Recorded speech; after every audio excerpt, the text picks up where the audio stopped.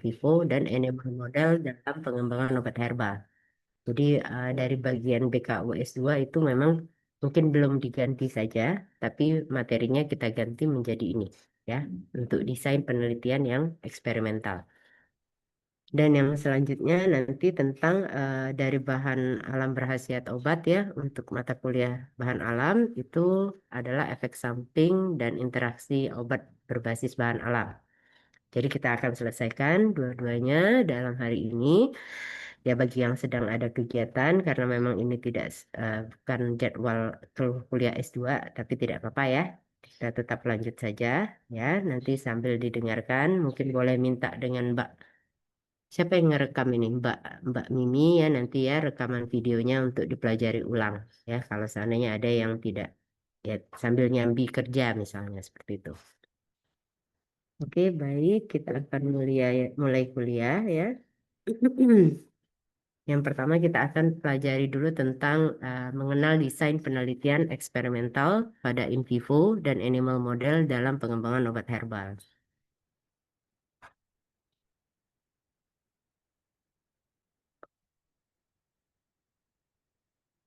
Ya, jadi tujuan dari materi ini diharapkan nanti Anda sekalian itu dapat menjelaskan konsep dasar ya mengenai penelitian in vivo dan bagaimana cara melakukan pemilihan terhadap animal model yang dibutuhkan dalam penelitian dan mendesain penelitian in vivo sesuai dengan kaidah ilmiah dan etika, serta menganalisis peran penelitian in vivo dalam pengembangan obat-obat berbahan alam, mulai dari obat herbal terstandar sampai nanti kita harapkan ke uji fitofarmaka. Oke, ya.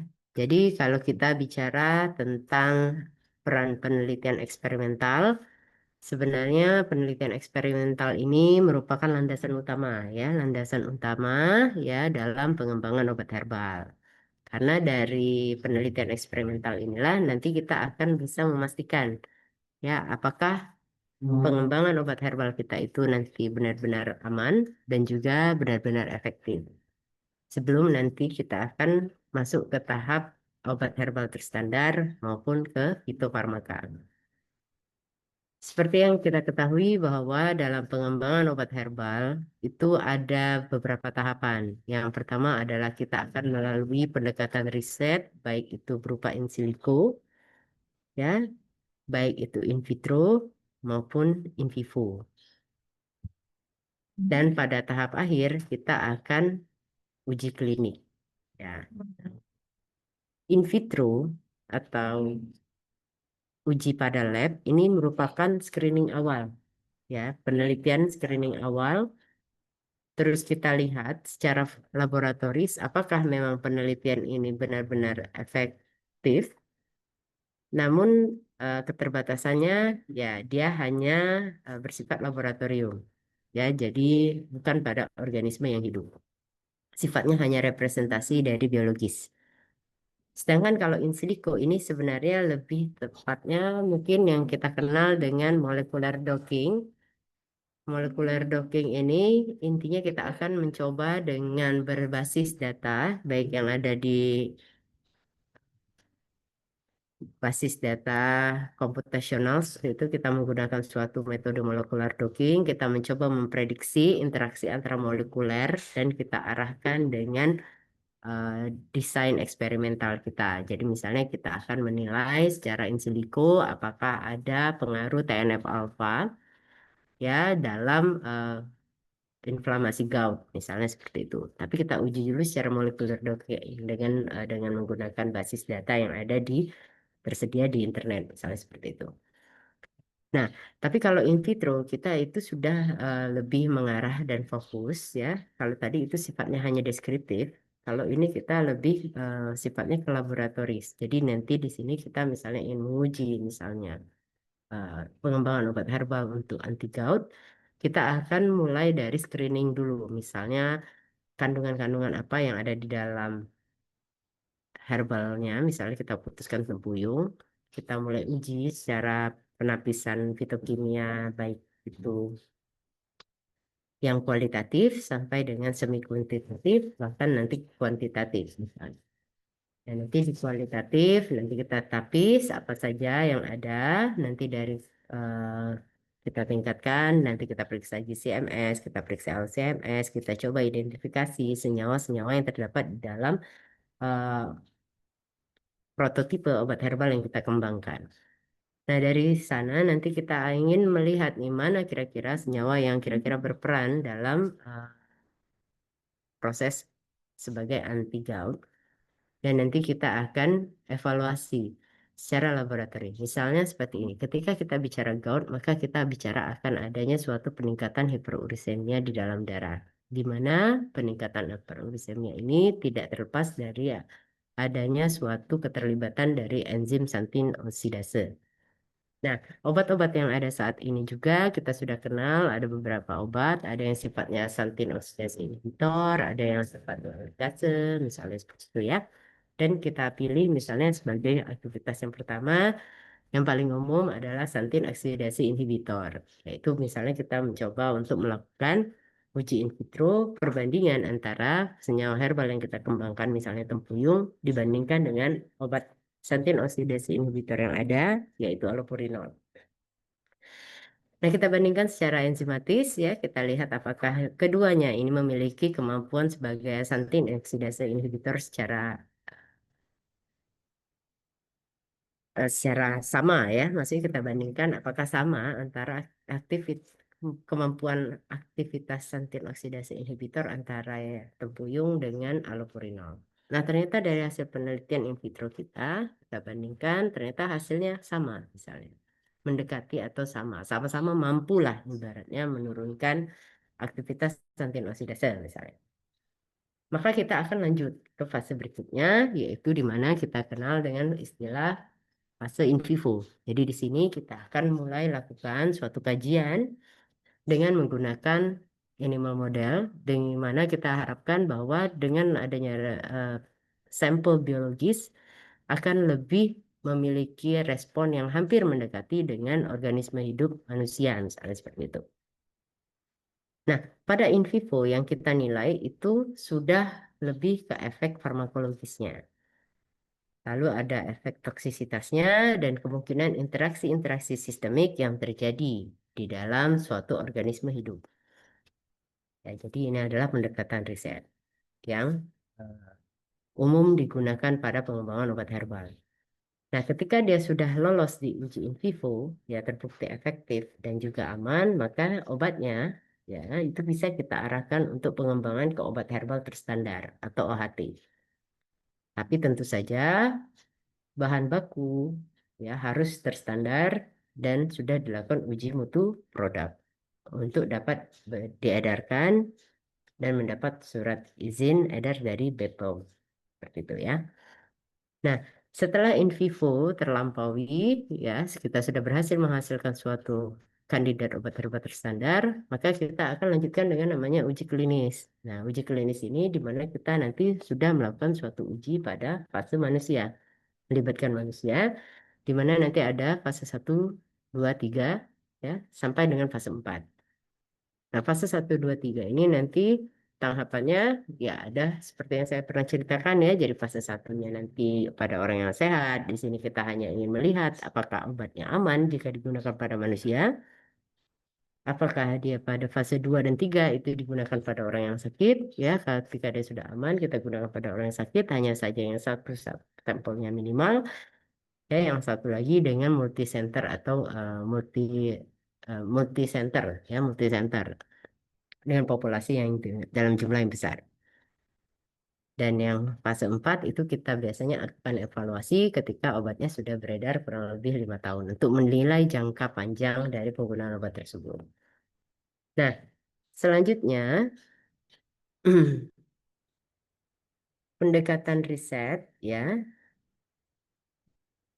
Mengapa kita harus melakukan in silico ya? Beberapa orang cenderung menyukai adanya penelitian in silico karena memang in silico ini kan berbasis komputer. Jadi kita ingin memprediksi apakah ada interaksi molekuler ya dan membantu kita merancang suatu eksperimen sehingga diharapkan nanti kita lebih efisien dan lebih terarah. ya. Tapi kalaupun tidak, kita cukup melakukan beberapa studi literatur, tinjauan pustaka, ya, systematic review ataupun meta analisis, ya.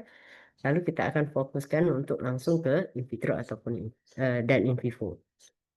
Nah, di Indonesia sendiri, pengembangan obat herbal ini mengikuti roadmap, mulai dari jamu, ya, terus meningkat nanti jadi OHT, ya, membutuhkan nanti uji preklinik, in vivo, ya, hingga akhirnya fitofarmaka yang harus melewati uji praklinik dan klinik lengkap. Jadi roadmap Indonesia juga mendukung seperti itu untuk perkembangan dari jamu dan menjadi OHT, dari OHT menjadi fitofarmaka. Jadi dibutuhkan suatu uji praklinik dan klinik yang lengkap jika kita ingin mengembangkan pengembangan obat herbal mulai dari tingkat jamu sampai ke tingkat fitofarmaka. Nah, penelitian in vivo adalah metode penelitian yang dilakukan langsung pada organisme hidup. Misalnya, kita lakukan pada hewan percobaan. Tujuannya untuk apa? Kita akan mempelajari efek farmakologisnya. Ya, kita lihat toksikologinya, ya, apakah obatnya aman, maupun mekanisme kerja suatu zat dalam kondisi biologis yang kompleks. Jadi kita memang melakukan penelitian in vivo ini adalah memang tujuannya ingin kita lihat uji apakah memang secara farmakologis ya memang benar-benar efektif bermanfaat dan apakah memang dia aman. Dan kita mau nilai nih mekanisme kerjanya nanti seperti apa. Ya, apakah dia nanti akan bekerja sebagai santin oksidasi inhibitor ataukah nanti dia akan bekerja dengan cara menghambat aktivitas dari sitokin proinflamasi seperti TNF-alfa dan interleukin 1 beta. Ya, kurang lebih seperti itu.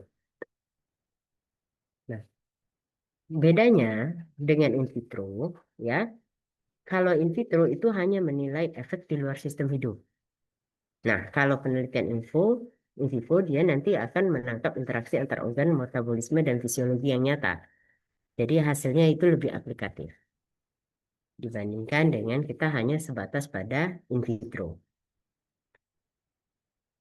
Nah, dalam merancang suatu penelitian, kita harus benar-benar membuatnya secara teliti. Kenapa? Karena kita harus bisa menjamin validitas, reliabilitas, serta keterterapan hasilnya pada konteks yang lebih luas, termasuk pada manusia. Nah, untuk standar internasional sendiri, ya ada cara, ada standar untuk memastikan bahwa kualitas ya penelitian in vivo kita itu mengacu pada standar internasional. Salah satunya adalah ARRIVE Guidelines yang menekankan transparansi dalam desain, metode, dan pelaporan hasil. Nah, ini adalah beberapa prinsip utama desain dari penelitian in vivo. Yang pertama ada kontrol. Jadi di dalam penelitian in vivo, kelompok kontrol ini sangat penting untuk membandingkan efek dengan kelompok perlakuan. Sehingga nanti kita bisa memastikan bahwa perbedaan hasil benar-benar disebabkan oleh suatu adanya intervensi. Yang kedua, ada proses randomisasi. Mengapa randomisasi ini perlu? Ini digunakan untuk mencegah terjadinya bias, ya. Sehingga dalam distribusi subjek penelitian itu tidak ada bias. Dan kita pastikan bahwa setiap hewan itu memiliki peluang yang sama ditempatkan dalam setiap kelompok. Yang ketiga ada namanya proses blinding. Jadi proses blinding itu adalah penyamaran, ya. Jadi dilakukan untuk apa? Agar peneliti maupun analis itu tidak terpengaruh secara subjektif dalam memberikan perlakuan atau menilai hasil.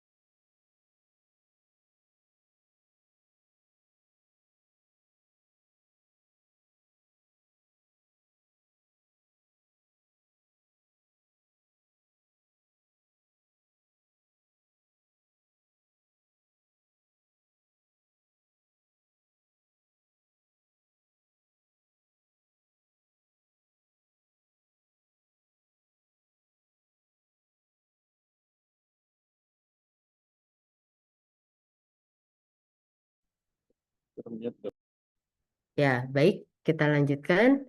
Nah, yang selanjutnya itu adalah nanti kita lakukan tadi kita blinding ya, kita lakukan suatu penyamaran. Kenapa kita perlu lakukan blinding? Agar peneliti maupun analis itu tidak akan terpengaruh secara subjektif dalam memberikan perlakuan atau menilai hasil dari interpretasi. Ya, nah ketiga hal ini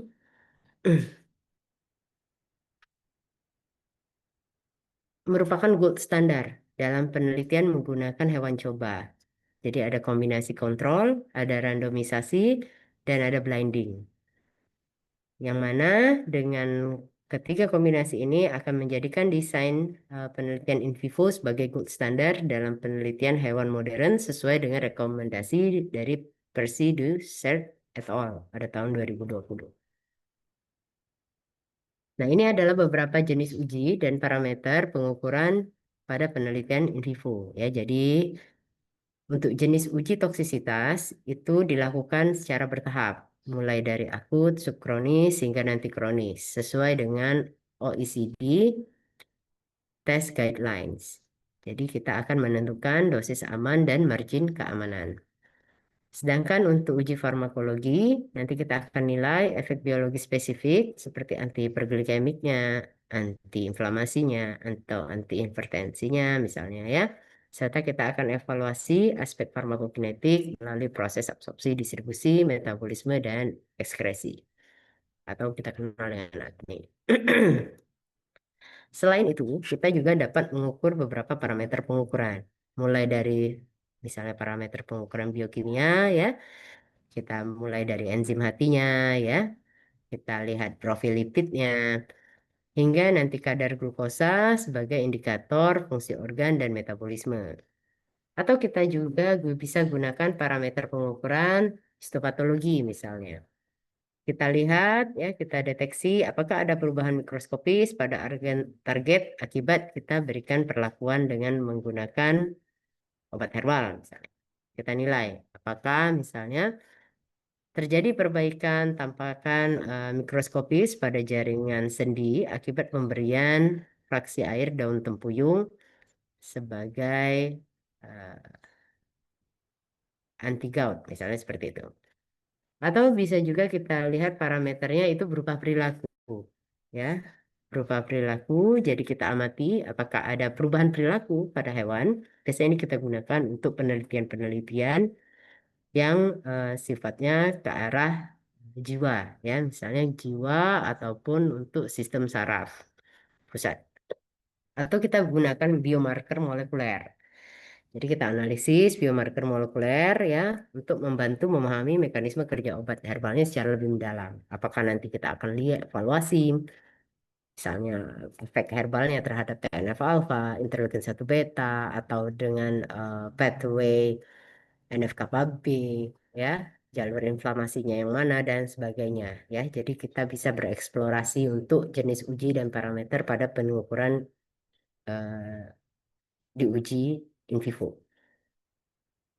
Nah, uji farmakologis sendiri, ya, jika kita bicara tentang uji farmakologis, ini merupakan suatu tahap yang penting. Kenapa? Karena di sini kita akan menilai efek biologi spesifik dari suatu senyawa atau obat. Tujuan utamanya yaitu ada tiga sebenarnya. Pertama, kita ingin lihat apakah dia efektif. Yang kedua, kita ingin lihat bagaimana obatnya bekerja di dalam tubuh, melalui jalur biokimia apa, melalui sistem organ apa yang terlibat, ya. Lalu yang ketiga, kita nilai adanya efek samping potensialnya seperti apa. Jadi kita bisa memperkirakan kira-kira risiko dan keamanan sebelum digunakan lebih luas. Dengan uji farmakologi, ya, kita dapat memastikan suatu obat tidak hanya efektif, tapi juga aman bagi pengguna. Nah, ini adalah jenis uji farmakologis in vivo pada herbal. Ya, jadi ada antihiperglikemik, tujuan ujinya menilai potensi menurunkan kadar gula darah. Contoh aplikatifnya adalah ekstrak daun salam pada mencit yang diinduksi menjadi DM tipe 2 misalnya. Atau kita ingin lihat uji antiinflamasi dengan cara mengukur kemampuan herbal dalam menekan respon peradangan. Contoh aplikatifnya, misalnya penelitiannya adalah kurkumin atau kunyit pada model tikus edem. Jadi kakinya kita injeksi misalnya dengan suatu zat radang karagenan sehingga terjadi inflamasi. Apakah kunyit mampu menekan proses peradangan itu?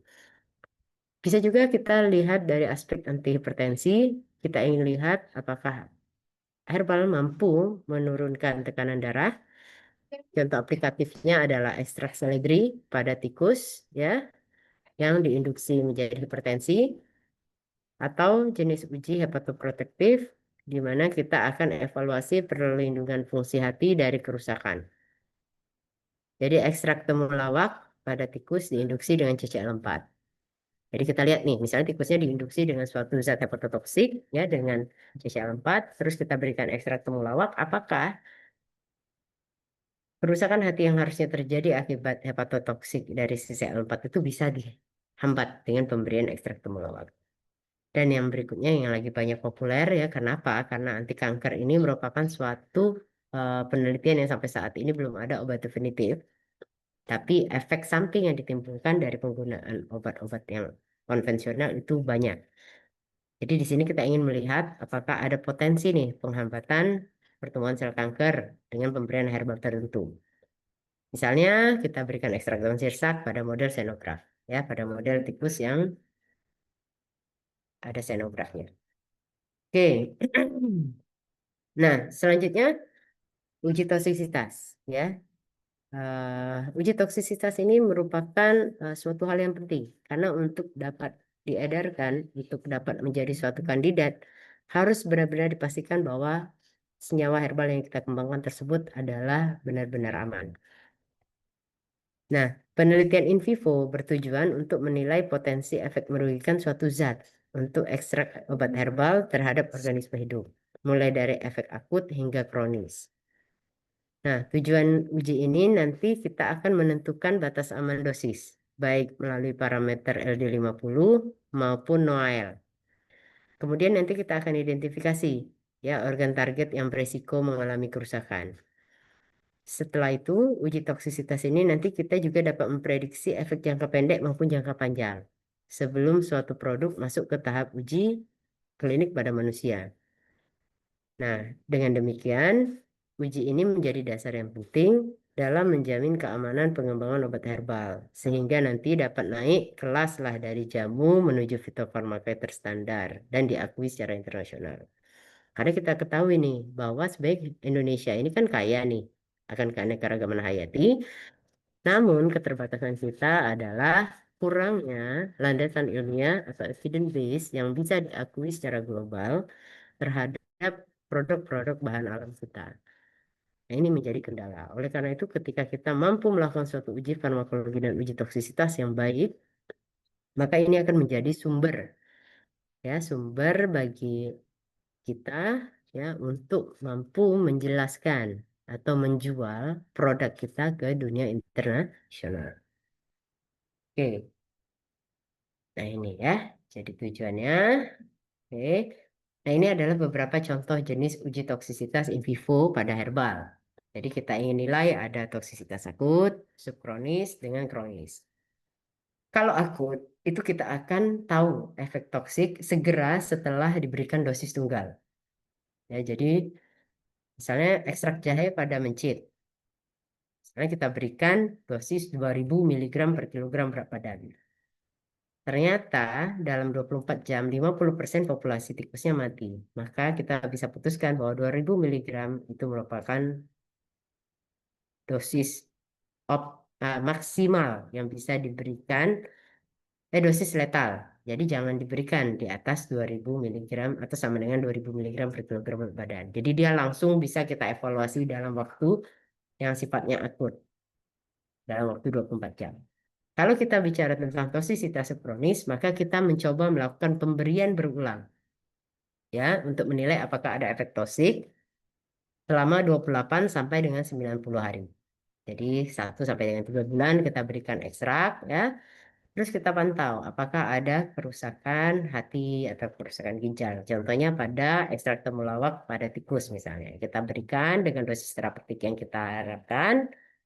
Terus kita lihat apakah ada dia mempengaruhi baik itu enzim SGOT, SGPT pada hati ataupun enzim urea kreatinin pada ginjalnya. Terus yang berikutnya adalah toksisitas kronis. Biasanya kita akan menilai efek jangka panjang lebih dari sama dengan 6 bulan. Sama kita pantau mungkin tidak ada terjadinya potensi karsinogenik.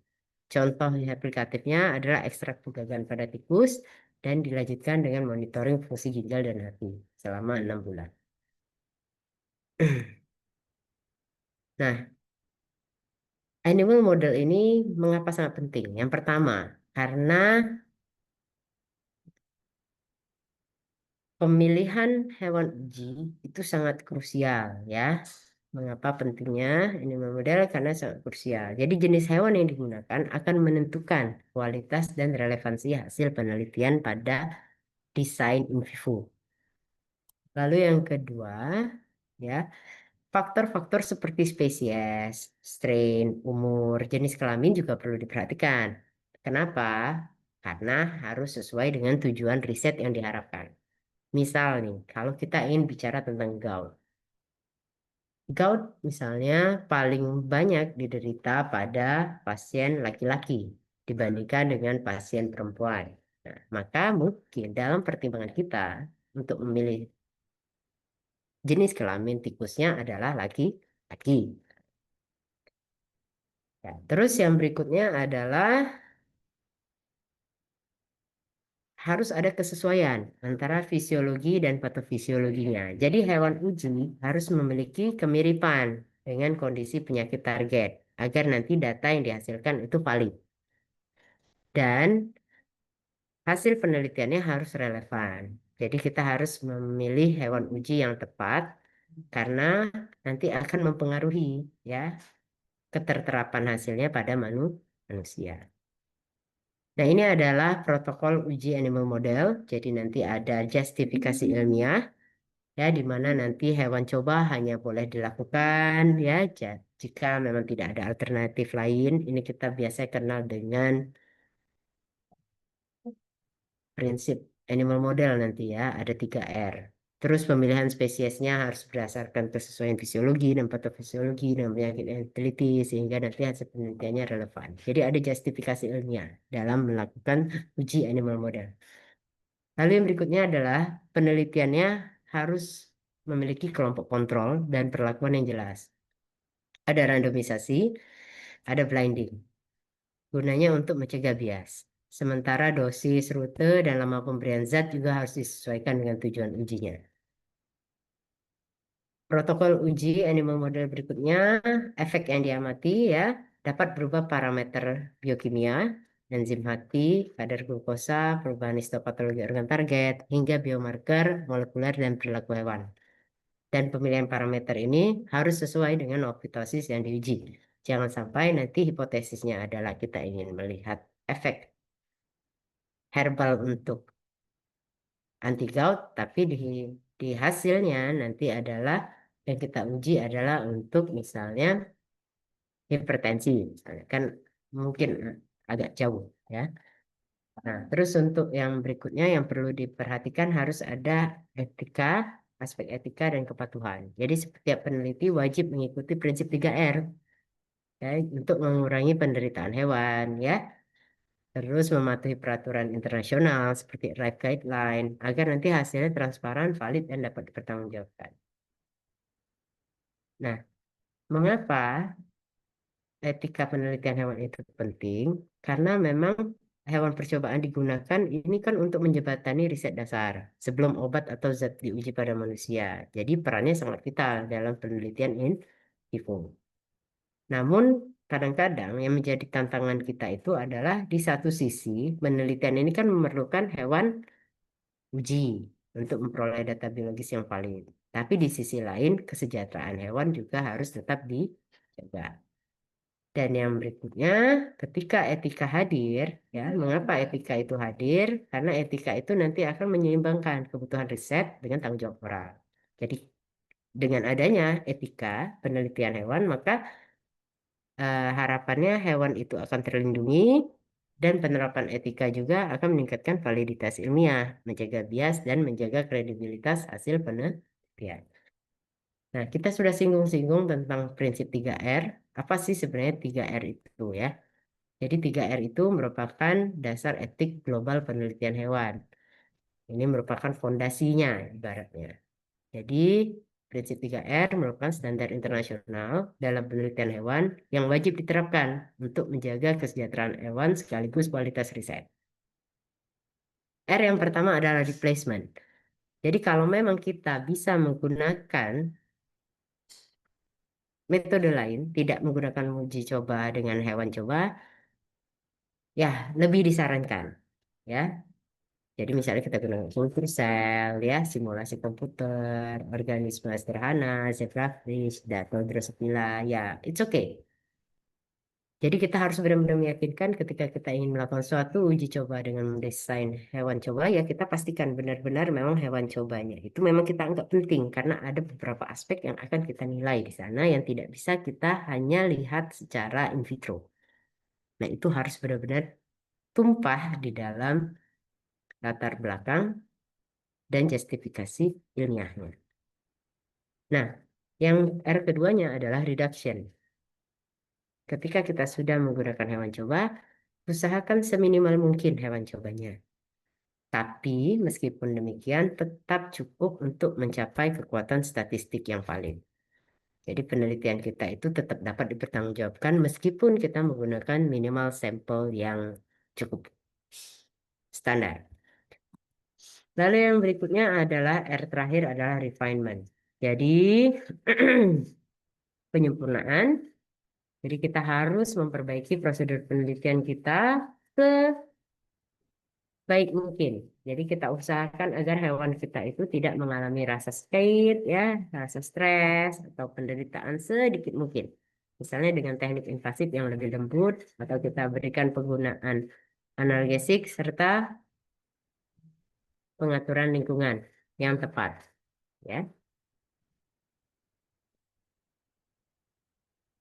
Sebentar ya, saya angkat telepon dulu.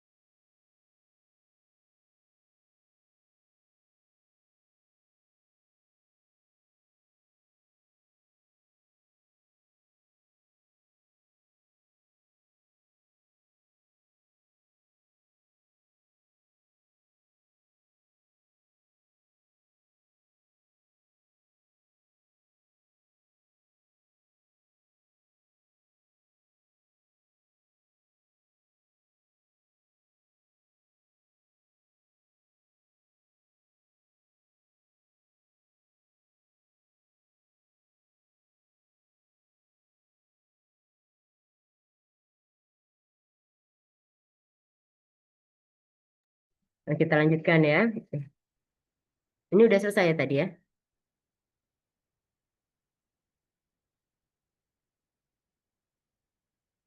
Nah, masih masih bisa didengar, Dik? Terdengar Cakapan. nih. Ya, baik. Kita Heeh. lanjutkan ya. Selanjutnya untuk etika dalam penelitian herbal berbasis hewan ya. Jadi di sini nanti ada justifikasi ilmiah, di mana nanti hewan uji yang kita gunakan, eh, jika memang tidak ada alternatif lain, ya, karena kita harus mengedepankan prinsip 3R tadi. Jadi kita cari bahwa tidak ada metode alternatif lain yang memadai untuk menjawab pertanyaan penelitian jika kita tidak menggunakan penelitian dengan desain in vivo, misalnya seperti itu. Terus yang kedua, harus ada standar perawatan. Standar perawatan ini perlakuan sesuai kebutuhan spesies, mulai dari nutrisinya bagaimana, ventilasi yang baik, serta kesempatan untuk berinteraksi sosial. Terus ada human endpoints-nya. Jadi jika memang ada penderitaan yang ekstrim dan tidak dapat ditoleransi, maka penelitian harus dihentikan. Ya, jika memang dirasakan ada suatu penderitaan ekstrim yang tidak dapat ditoleransi oleh hewan. Coba. Lalu ada bukti pelaporan yang transparan. Jadi kita coba desain, metode, dan hasil dilaporkan mengikuti RIFE guidelines untuk menjaga transparansi dan kredibilitas.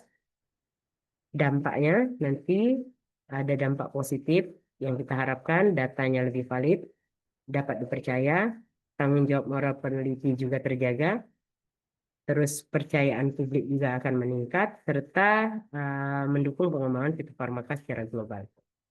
Nah, ini adalah jenis-jenis animal model. Jadi kita bisa menggunakan spesies mulai dari rodent, ya, ada mencit, mus populus, ada tikus, ratus africus, ada juga kelinci, ada juga guinea pig sama zebrafish, ya. Dan ada juga tikus yang memang sudah didesain hipertensi spontan. Jadi ini adalah beberapa model atau induksinya. Jadi ada yang induksi inflamasi, misalnya dengan induksi karagenan, ada yang dengan diabetes, misalnya diinjeksi dengan ceftriaxone atau alloxan. Ada yang diinduksi aterosklerosis dengan pemberian gula tinggi kolesterol. Ada juga yang model asma atau alergi dengan paparan alergen misalnya. Atau ada juga dengan model kanker xenograf ya untuk menilai uji toksisitas embrio.